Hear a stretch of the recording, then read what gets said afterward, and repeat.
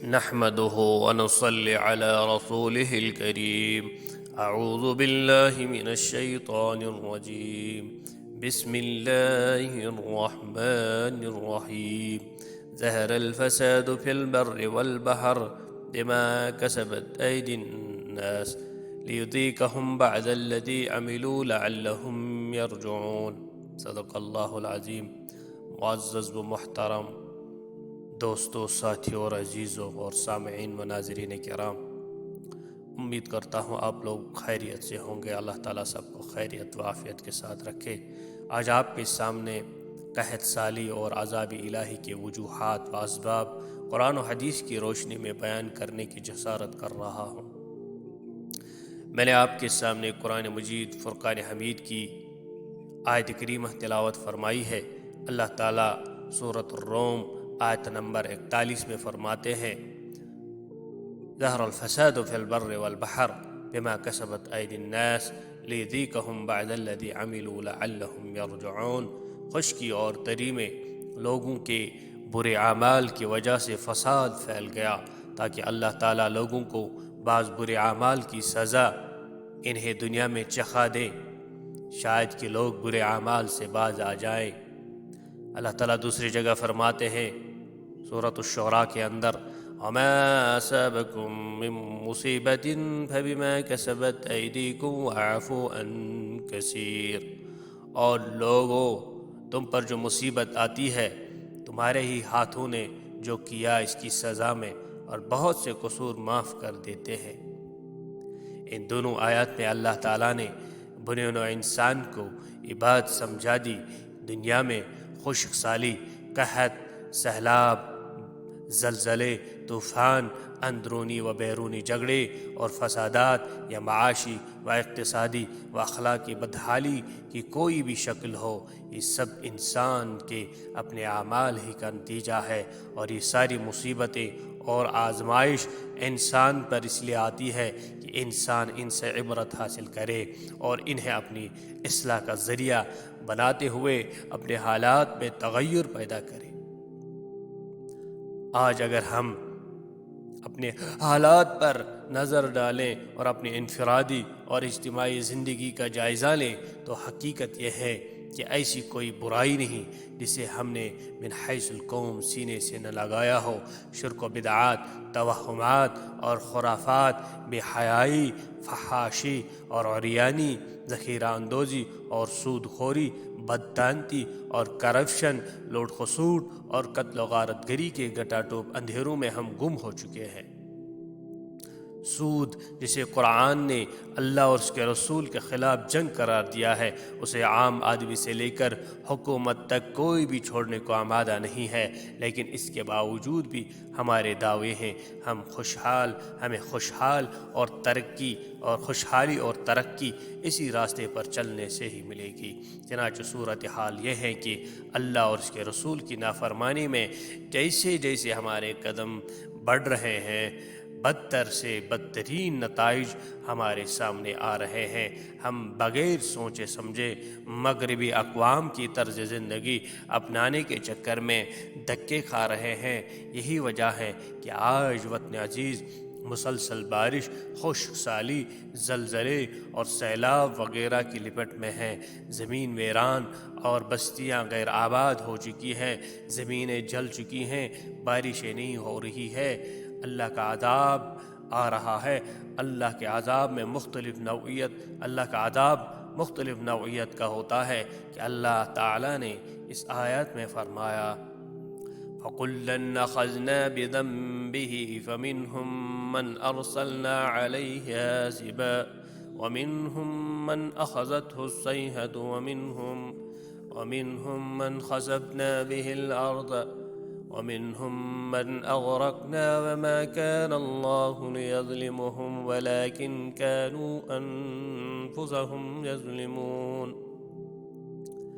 سورۃ العنکبوت آیت نمبر 40 میں اللہ تعالیٰ فرماتا ہے: آخر کار ہر ایک کو ہم نے اس کے گناہ میں پکڑا، پھر ان میں سے کسی پر ہم نے پتھراؤ کرنے والی ہوا بھیجی قوم عاد، اور کسی کو ایک زبردست دھماکے نے آ لیا قوم سمود، اور کسی کو ہم نے زمین میں دسایا قارون، اور کسی کو غرقاب کر دیا فرعون اور حامان اور قوم نوح۔ اللہ تعالیٰ تو ان پر ظلم کرنے والا نہ تھا مگر وہ خود ہی اپنے اوپر ظلم کرنے والے تھے۔ اور دوسری جگہ اللہ تعالیٰ فرماتا ہے ان اللہ لا یظلم مثقال ذرہ، بے شک اللہ کسی پر ذرہ برابر ظلم نہیں کرتا۔ جب کوئی قوم اللہ اور اس کے رسول کی نافرمانی پر اتر آئے اور سرکشی و بغاوت شروع کر دے تو وہ قوم صفحہ ہستی سے جلد ہی مٹ جایا کرتی ہے۔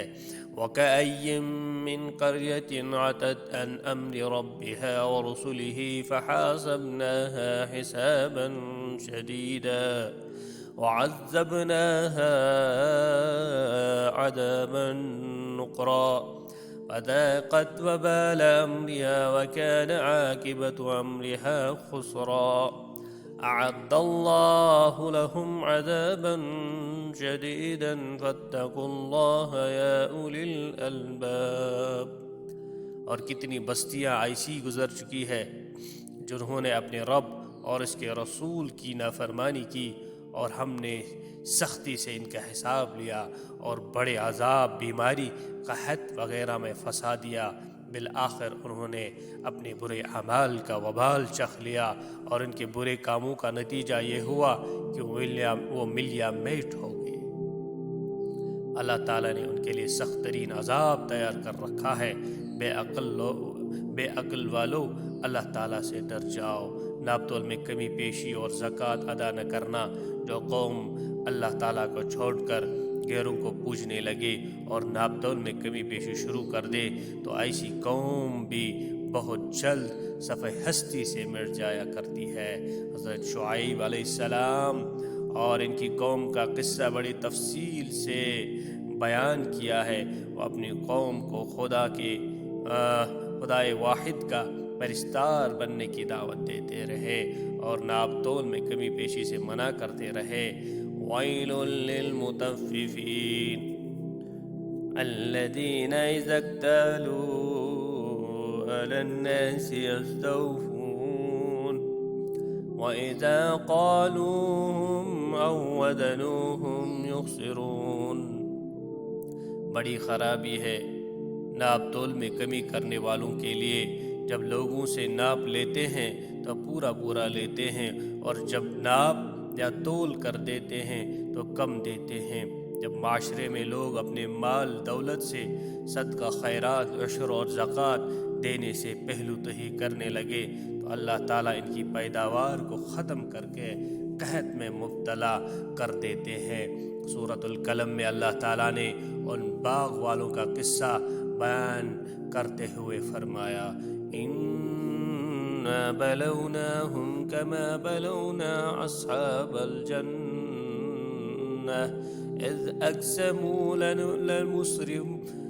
لَنُصْرِمُنَّهَا مُصْبِحِينَ وَلَا يَسْتَثْنُونَ فَطَافَ عَلَيْهَا طَائِفٌ مِّن رَّبِّكَ وَهُمْ نَائِمُونَ فَأَصْبَحَتْ كَالصَّرِيمِ۔ سورۃ النون۔ ہم نے ان مکہ کے کافروں کو اس طرح آزمایا جیسے ایک باغ والوں کو آزمایا تھا۔ جب وہ باغ والے قسم اٹھا بیٹھے کہ صبح ہوتے ہی اس کا پھل توڑ لیں گے، اور انہوں نے غریبوں اور مسکینوں کو استثناء نہ کی، مدد نہ کی، تو وہ سو ہی رہے تھے کہ تیرے مالک کی طرف سے ایک پھیرا لگانے والی بھلا باغ پر پھیرا کر گئی۔ پھر سارا باغ ایسا ہو گیا جیسے کوئی سارا پھل کاٹ کر لے گیا ہو۔ جب ان باغ والوں نے غریبوں، مسکینوں اور یتیموں کا ان کا حق، عشر اور زکوٰۃ وغیرہ دینے کے بجائے اپنے باغ کا سارا پھل خود ہی سمیٹنے کا پروگرام بنایا اور رات کی تاریکی میں جا کر پھل کاٹنے کے لیے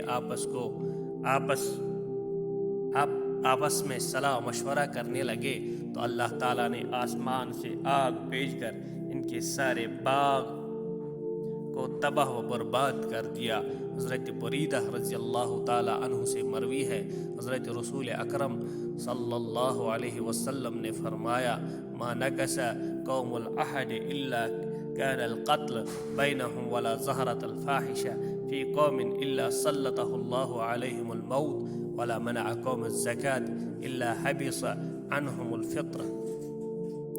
جو قوم وعدے کی پاسداری نہیں کرے گی ان کے درمیان قتل و غارت گری شروع ہو جائے گی، اور جس قوم میں زناکاری عام ہو جائے گی ان پر اللہ تعالیٰ موت مسلط فرما دے گا، اور جو قوم زکوٰۃ روک لے گی اللہ تعالیٰ ان سے باران رحمت کو روک لے گا۔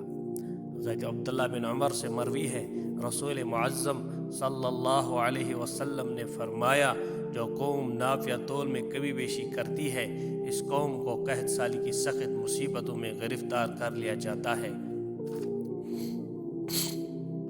ظالم حکمران ان پر مسلط کر دیتے ہیں، اور جو لوگ اپنے مالوں سے زکوٰۃ روک لیتے ہیں ان سے بارشیں روک لی جاتی ہیں، اگر جانور نہ ہوتے بالکل بارش نہ ہوتی۔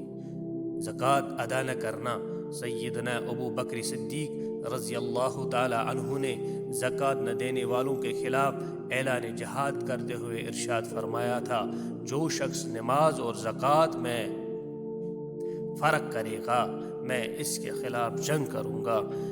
کس قدر افسوس کا مقام ہے، اللہ تعالیٰ زکوٰۃ نہ دینے والوں کے لیے دنیا میں قحط اور خشک سالی جیسی نہایت سنگین سزا تیار کر رکھا ہے، اور آخرت میں عذاب جہنم کی وعیدیں سنائی گئی ہے۔ ارشاد خداوندی ہے، ارشاد خداوندی ہے، وَلَوْ أَنَّهُمْ آمَنُوا وَاتَّقَوْا لَفَتَحْنَا عَلَيْهِمْ بَرَقَاتٍ مِّنَ السَّمَاءِ وَالْأَرْضِ۔ اگر یہ بستی میں رہنے والے لوگ اللہ پر ایمان لے آئے، اللہ کی باتوں پر عمل کریں، اللہ کے احکام کو مانیں، وَلَوْ أَنَّهُمْ آمَنُوا وَاتَّقَوْا لَفَتَحْنَا عَلَيْهِمْ بَرَقَاتٍ مِّنَ السَّمَاءِ، تو اللہ تعالیٰ کہتا ہے میں ان کے لیے زمین و آسمان سے برکتیں نازل فرماؤں گا۔ تو آج سے ہم عہد کریں گے، ہم ایک دوسرے کی مدد کریں گے، اللہ کے احکاموں کو پورا کریں گے، انشاءاللہ ہم اللہ کے احکاموں پر عمل پیرا کر کے ہم فائدے میں انشاءاللہ رہیں گے۔ اللہ تعالیٰ ہماری دعاؤں کو قبول فرمائے گا اور قحط سالی کے وبال سے ہم نکل جائیں گے۔ السلام علیکم۔